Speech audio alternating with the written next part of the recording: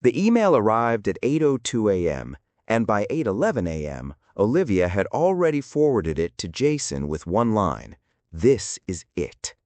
The subject read, "Offer accepted, next steps." It was the message they had been waiting for after 3 months of rejected bids, rising prices, and exhausting weekends spent touring homes that never felt quite right. This time was different. This house had checked every box: location, price, condition, and somehow, against all odds, their offer had been accepted. Jason opened the email while sitting in his car outside his office in Austin, rereading it twice before allowing himself to believe it. The sender was their real estate agent, Mark Delaney, the same person who had been guiding them through the process for weeks. The tone was exactly what he expected: clear, professional, slightly urgent. The email outlined the next steps: wiring the earnest money deposit to secure the contract. Everything looked normal. Mark had been introduced to them through a referral, someone who came recommended by a coworker Jason trusted. From the beginning, Mark had been efficient and knowledgeable. He didn't waste time showing them homes that didn't fit. He understood their budget constraints, their preferences, their timeline. When Olivia had concerns about paperwork, Mark would explain things in a way that made the entire process feel manageable. There had been no red flags, no moments of doubt. The house itself had come onto the market quietly, a newly renovated 2-bedroom in a neighborhood just outside downtown, close enough for Jason's commute, far enough to feel calm. The listing wasn't flashy, but it was precise. Clean photos, realistic pricing, no exaggerated claims. Olivia had found it late at night, and by the next morning they were already scheduling a viewing. They saw it 2 days later. The seller wasn't present, which Mark explained was normal.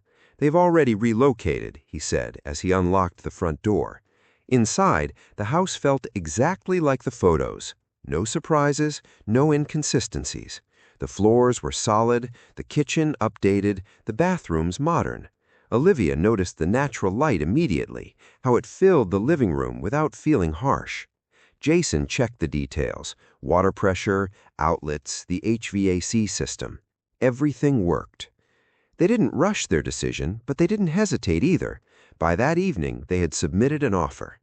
The acceptance came quicker than expected, and now the next step was the deposit: $12,000 wired to the escrow account listed in the email. Olivia called Mark immediately after reading it. "Got your email," she said. "Perfect timing," Mark replied. His voice was the same, steady, confident. "We want to move quickly on this. There's been backup interest, so locking this in today is important." That detail hadn't been in the email, but it fit the situation. Competitive market, limited inventory, it made sense. "Is everything in the email correct?" asked Olivia. "Yeah," Mark said. "Those are the escrow details. Once you send it, we're officially under contract." Jason handled the transfer.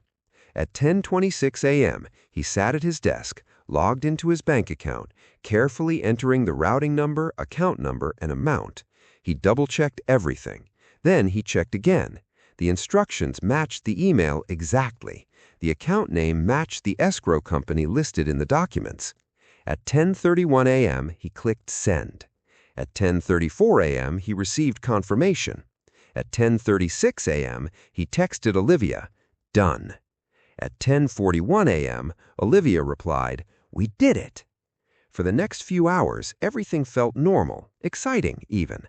They started talking about paint colors, furniture layouts, how they'd use the second bedroom. Olivia saved inspiration photos. Jason looked up commute times again, as if they might somehow improve now that the house was theirs.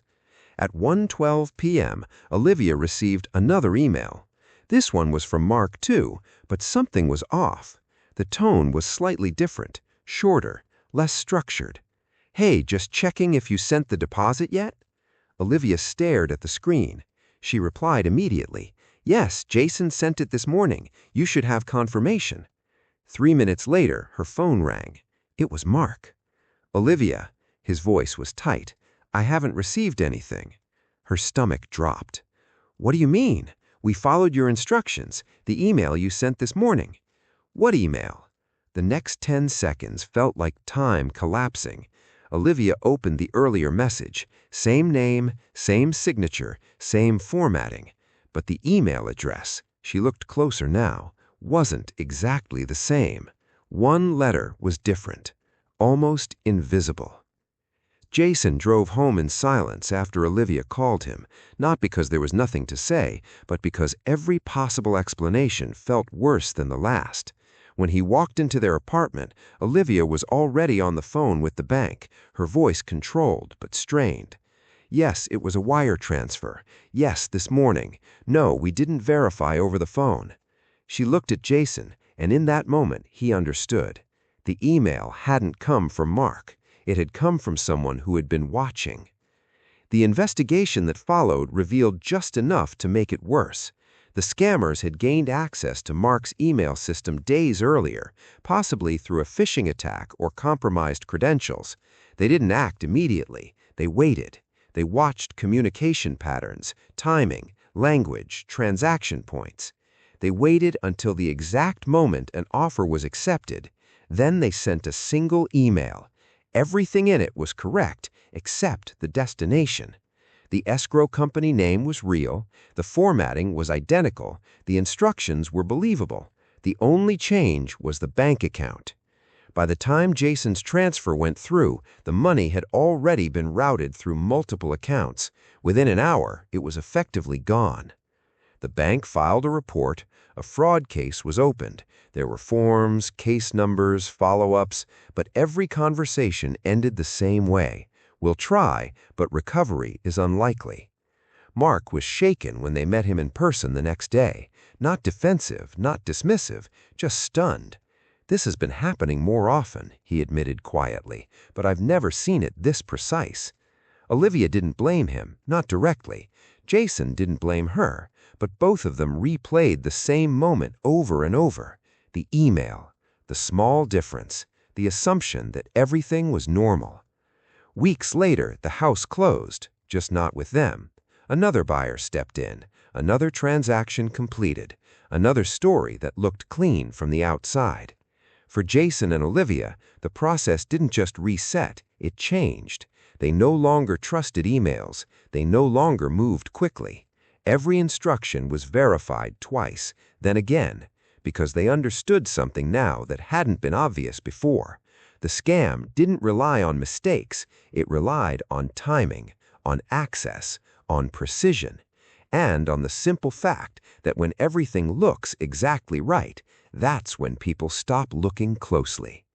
Somewhere else, another couple would receive an email that looked just like the one Olivia had opened at 8:02 a.m., and they would believe it, because there would be no reason not to.